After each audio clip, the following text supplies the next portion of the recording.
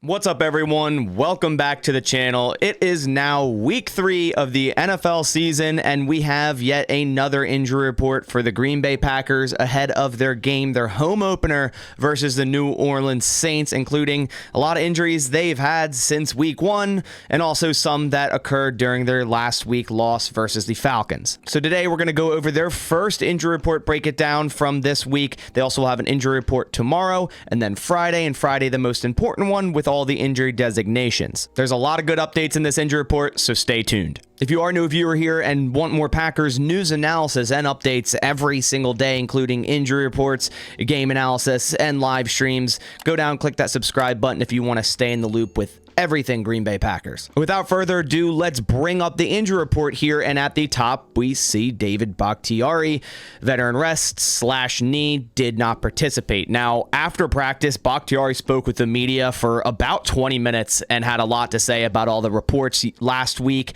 that he wasn't playing because of a turf field. You know, I said it on this channel, myself included, and he said that is not the case at all. He says his knee has a limit. When it hits that limit, he cannot go out in the field. Following that up with him saying that he wants to be out there playing, if it's natural grass or if it's turf, no matter what, he wants to be out there, and that the rumors going around that it was just because of a turf field are bogus. So it does seem like his knee did flare up last week, and that's why he carried that questionable designation going into Sunday and ended up not playing against the Falcons. So it's definitely going to be something to monitor. I know this has been an ongoing issue for what feels like 3 years now, and at some point you kind of just have to sit here and wonder, when do you simply move on? Do you try to trade Bakhtiari before the trade deadline if another team were even willing to take on his contract and give you compensation for a player that is injured this frequently? Or do you just let the season ride out and most likely end up cutting him after the season? It's something the Green Bay Packers are going to have to monitor, and how that offensive line would shape out. An offensive line that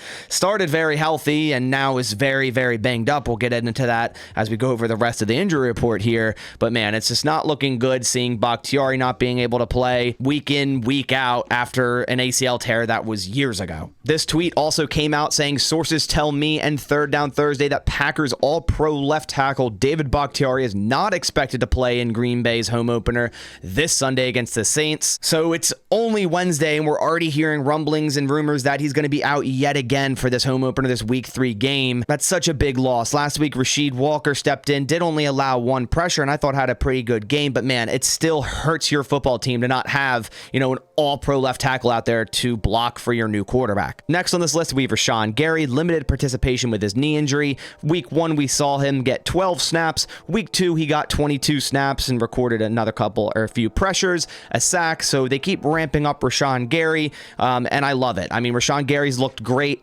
Every snap he's out there, you notice him out on the field. So I want to see that keep ramping up. I love the way the Packers are doing this, and they have so much depth in that edge room. It allows them to do this. They don't have to rush him back, which is great for Rashawn Gary. It's hard to keep this guy off the field. He wants to be out there, and it shows when he is out there making plays. So look for him to get somewhere around 30 to 32 snaps against the Saints this week. Next on this list, another big one.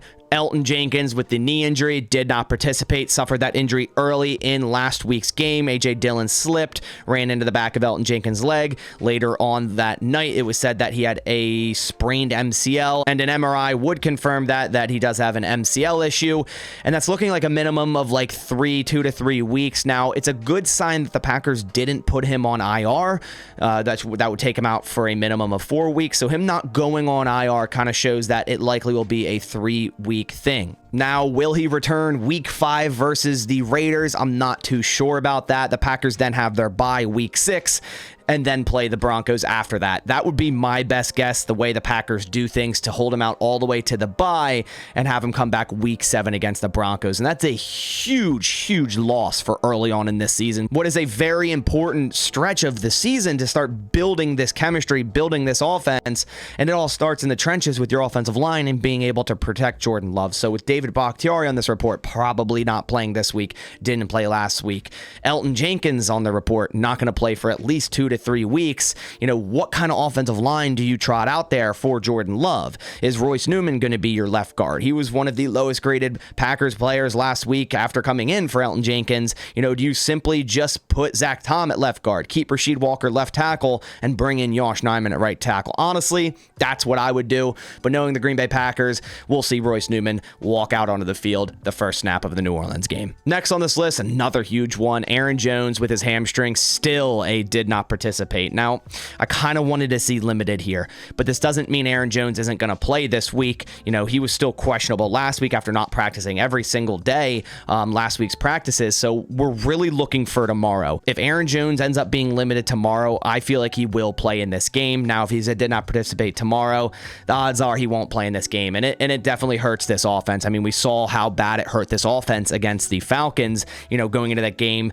thinking A.J. Dillon will take that lead role and maybe he'll step up, and that just simply wasn't the case. The Packers' run game was pretty awful against the Falcons, and the run blocking was awful too. And obviously without Bakhtiari and Elton Jenkins, that can happen. But overall, Aaron Jones can kind of mask that when he's out on the field, right? When you give him the ball, even if there's bad run blocking, he still somehow creates yardage, creates plays, and it masks that sometimes. So, if Aaron Jones can't go in this game, that's, again, a huge loss for this offense against a very aggressive and athletic Saints defense. Next on this list, we have Lucas Van Ness with an elbow injury. He was limited. We saw him leave against the Falcons with that elbow injury, and he didn't return. So I was kind of worried about that it might be more of a long-term thing considering he didn't return, but he got that elbow checked out and it looks like he's good to go. He's limited, the first day back to practice. I don't see him missing any games. Really good to see him limited here. Liked what I've seen from him the first 2 weeks of this season. Then we have Christian Watson with his hamstring injury, has not played in the regular season yet, missed weeks both 1 and 2.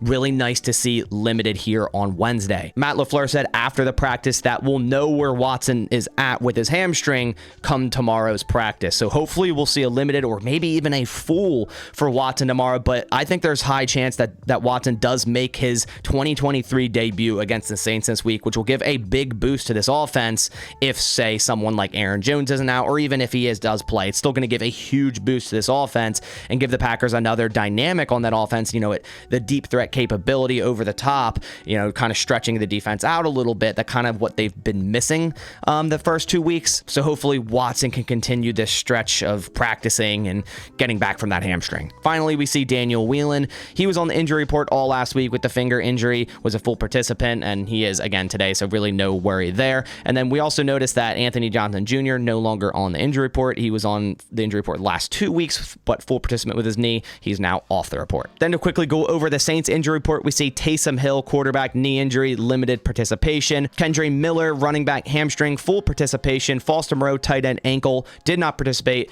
And our main man, Jamal Williams, running back, hamstring injury, did not participate. Man, so many hamstring injuries in the NFL, I feel like. But it's going to be a shame to not see Jamal Williams play against us again, although it would probably hurt us because that dude always runs super hard and usually gashes the Green Bay Packers. So I'm not glad he's hurt, but I'm kind of happy he's not going to be suiting up against this defense who has not been able to stop the run the last 2 weeks. Another note is that Saints safety Marcus May just got suspended for the next 3 weeks, so he obviously won't be suiting up against the Packers. That's a big part of their defense. He's been really good the first 2 weeks. That's definitely going to hurt their defense. So that does it for the first initial injury report, Packers versus Saints, week 3. And I also wanted to remind you guys there is a new giveaway starting for the remainder of September, and this is this signed Quay Walker Packers football. Let that focus there. I'm really excited to give this signed football away.